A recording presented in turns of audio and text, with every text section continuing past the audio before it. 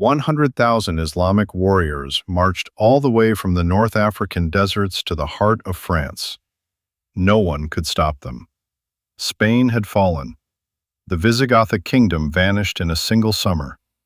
The Umayyad armies crushed everything in their path, from Aquitaine to Bordeaux, from Bordeaux to Tours. Churches were burned, villages turned to ashes, and not a single European king dared to take the field. Only one man stood up. He was not a king. He didn't even have a crown. How did a man without a throne, without a title, with nothing but iron and will, save an entire civilization? The world on that day, autumn 732. The air in central France is as cold and sharp as a blade. Thick fog blankets the fields between Tours and Poitiers, where the scent of rotting leaves mixes with the smoke from recently torched villages. Gallic peasants had fled weeks ago. The trails are crowded with ox carts and refugees. Women, children, the elderly, all fleeing north with a single fear: the cavalry from the south. Somewhere to the south, the hoofbeats of the Berber cavalry remain steady, like distant thunder. Europe in the 8th century was not a unified force. It was a shattered mosaic of small kingdoms, constantly feuding lords, and a civilization slowly sinking into darkness after the collapse of Rome. The great Roman roads are cracked with grass growing through them. Cities that were once glorious are now just fishing villages, hiding behind crumbling walls. Meanwhile, the Umayyad Caliphate is at the height of its power. From Damascus, the Islamic Empire stretches from Central Asia to the Atlantic coast, one of the largest empires humanity has ever witnessed.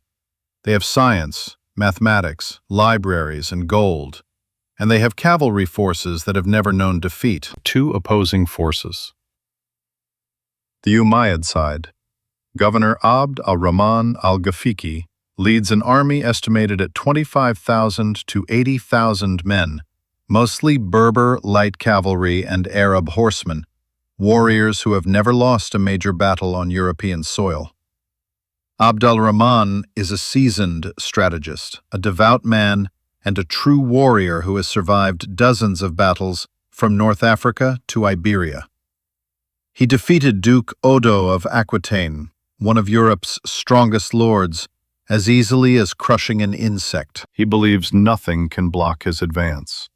And until October 732, there was no evidence to prove him wrong. The Frankish side. Charles, the illegitimate son of Pepin of Herstal, is not a king. He is the major domus, the mayor of the palace for the Merovingian dynasty, the real power behind a puppet king. Charles has spent his life unifying the Frankish tribes through sword and diplomacy. He knows how to fight, he knows how to wait, and he knows how to read the terrain like a book. He has never lost. But he has also never faced anything like this. He has about 15,000 to 30,000 infantry, no significant cavalry, no archers, only men holding shields, wearing chainmail, and carrying a single belief: if they lose, no one else stands between the Umayyad army and all of Christian Europe. Why this day matters. This is not just a battle. This is the boundary of two civilizations. If Charles loses, the Umayyad army will march straight to Paris, then to the Rhine, and into the heart of Europe. No other force can stop them. The Anglo-Saxon kingdoms in England are too weak. Lombardy in Italy is busy fighting itself. The Frankish kingdom is the last wall, and whether that wall stands or falls depends on a single man. The countdown summer, 732. Duke Odo of Aquitaine flees north as a defeated man, because he truly is a defeated man. The Umayyad army crushed his forces at the Battle of the River Garonne. Thousands of Aquitanian soldiers lie dead along the riverbanks, their bodies floating in the blood-red water. Odo had looked down on Charles for years, viewing him as a northern usurper. They had fought before. They hated each other. But now, Odo kneels to beg Charles for his life. Charles agrees, not out of mercy, but because he understands one thing. If Aquitaine falls, his kingdom is next. He summons troops from across the Frankish lands. Warriors from Austrasia, Neustria, and even Germanic tribes from the east pour in. They are farmers, blacksmiths, carpenters, men who left their fields to take up the sword. They march in silence, following ancient forest paths built by the Romans hundreds of years ago. And here is what no one expected.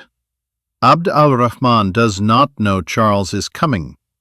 The Umayyad reconnaissance failed completely. The Frankish army moves like ghosts through dense oak forests, and when they appear on the hills north of Tours, the Umayyad army is completely surprised. The hinge point. For 7 days, the two armies face each other across a wide meadow between Tours and Poitiers. 7 days. No one attacks, no one retreats. Only the heavy silence of two armies weighing their own life and death. 7 days of soldiers watching each other through the morning mist, smelling the enemy's campfires, hearing prayers in a language they don't understand. Charles chooses the terrain. He positions his troops on a forested hill, among ancient trees where cavalry cannot deploy. This is the most crucial decision in the entire battle, and perhaps in all of medieval history. Charles understands something every other European general ignored. You don't fight Arab cavalry on the plains. You force them to fight on your terrain. He has no cavalry to engage them, so don't give the enemy cavalry a front to charge. Turn their strength into a burden. Make their speed useless.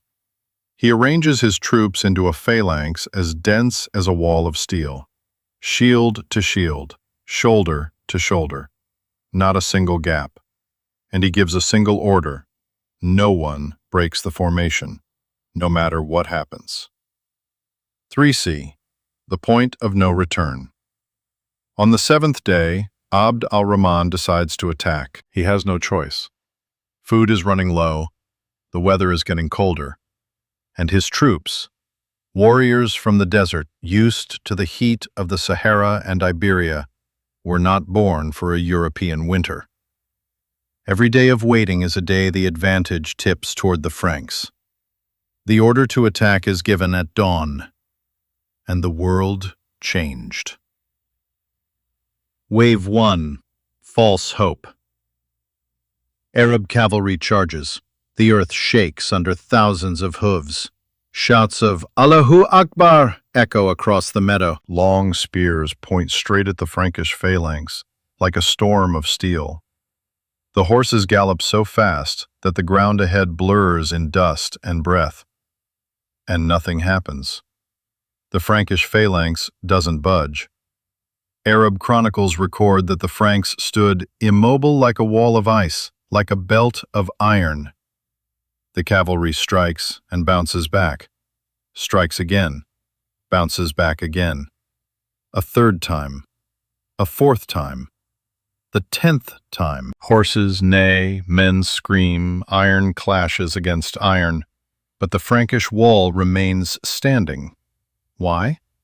Because of the terrain. The ancient oaks don't allow the cavalry to form a wide charging line. Horses must slow down before hitting the phalanx, and when cavalry loses speed, they are just targets sitting on horseback. For centuries, Arab and Berber cavalry relied on a single tactic: charge fast, break the formation, then hunt down the remnants.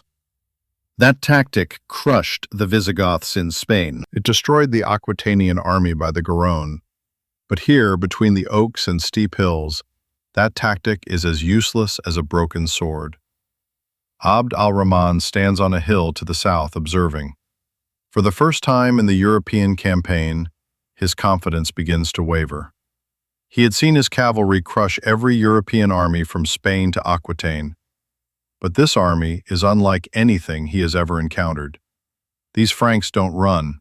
They don't panic. They just stand there, killing anything that comes near, and closing up like water after every charge. Wave 2. Collapse. The battle lasts all day, from dawn until afternoon. The Umayyad cavalry repeatedly charges, and the Frankish phalanx repeatedly absorbs the impact. Blood soaks the earth until the grass turns to mud. The smell of iron and horse sweat mixes in the cold air. Frankish soldiers in the front rank fall, and those behind step up to replace them. No words, no hesitation, just stepping up. And then a rumor spreads through the Umayyad ranks. The loot.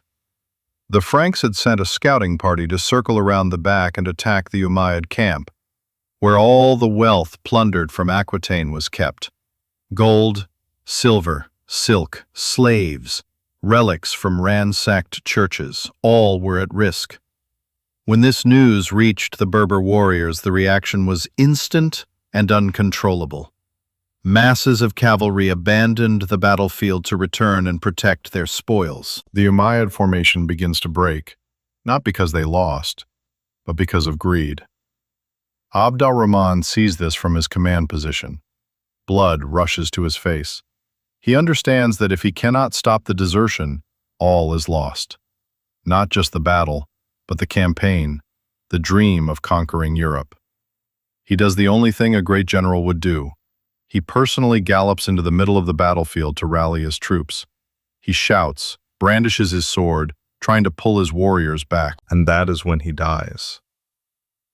A group of Frankish warriors chose the exact moment he exposed himself to charge. Long Frankish blades cut through his bodyguards. Abd al-Rahman al-Ghafiqi falls in the blood-soaked meadow. His battle standard falls with him. And at the same time, a sound spreads from the center of the battlefield to all sides. Not the sound of victory, but the sound of collapse. The sound of an army losing its soul. When the governor fell, the Umayyad army fell with him. Wave 3, the end.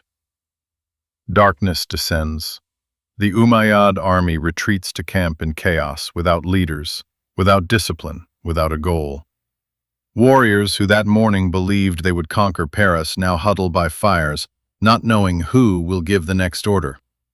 In the night, they make the decision that will shape history. Retreat. At dawn the next day, Charles arranges his lines for a new day of fighting. He sends scouts into the enemy camp, preparing for a trap.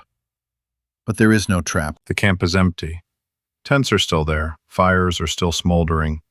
The hoofprints point in only one direction, south. The enemy had vanished into the black night, retreating south like ghosts returning to the desert. Charles does not pursue. It is a wise decision, perhaps his second wisest decision in this battle. He has no cavalry to give chase, and he knows an uncontrolled pursuit could turn victory into disaster. He has won, and that is enough. Exact casualty figures were never fully recorded. Arab sources state the Umayyads lost about 10,000 to 25,000 men. Frankish sources give lower numbers for their side, perhaps only 1,500 men. Whatever the true number, one thing is indisputable. This was the decisive defeat of the Umayyad house on European soil. What truly died on that field was not just tens of thousands of warriors. It was the Umayyad dream of expansion into Europe. 30 days later. The Umayyad army retreated across the Pyrenees and never returned on a similar scale. Small raids still occurred over the next few decades. Narbonne was not fully liberated until 759, but they were never again an existential threat to Europe. Odo of Aquitaine accepted Charles's hegemony, the price of being saved, and Charles, the man with no crown, became the most powerful person in Europe. History gave him a nickname, Martel, the Hammer, because he crushed his enemies like a hammer crushing iron on an anvil. He used the prestige from his victory to seize church lands, arm and train a more professional army.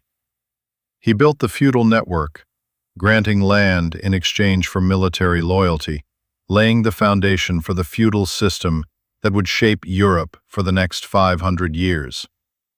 It all began on an afternoon on the fields of Poitiers. 100 years later, Charles's son, Pepin the Short, would overthrow the Merovingian dynasty and establish the Carolingian dynasty.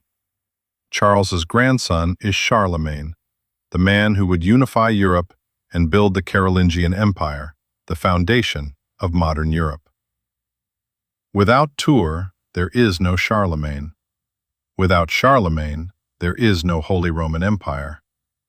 Without the Holy Roman Empire, there is no Europe as we know it. On the Umayyad side, the defeat at Tours was not the only cause, but it was a symptom of an empire stretched too thin. 18 years after Tours, the Umayyad house was overthrown by the Abbasid Revolution. The capital moved from Damascus to Baghdad. The Islamic world's focus shifted east, toward Persia, Central Asia, and India. Europe was no longer the goal, and the dream of conquering the West was forever buried under the grass of the Poitiers fields. Lessons for today. History isn't always written by kings wearing crowns. Sometimes it's written by those without titles, but with enough iron to stand firm when everything around them collapses. Whenever you see an organization, a nation, or a force that believes no one can stop them, remember what happened on the fields between Tours and Poitiers. Echoes. The field between Tours and Poitiers today is a peaceful agricultural region. Grapes are grown along the hillsides where blood once flowed. Flat asphalt roads run through where the Berber cavalry once charged. Tourists drive past without knowing that beneath their wheels is where Western civilization almost vanished. 100,000 warriors came from the desert. One man without a crown stopped them in one afternoon, and the world was never the same again. 6b. Unsolved questions. Historians still debate. If Abd al-Rahman hadn't personally galloped onto the field at that decisive moment, would the battle have ended differently? Would Europe have become part of the Islamic world? Would Notre Dame Cathedral ever have been built? Would the Renaissance ever have happened?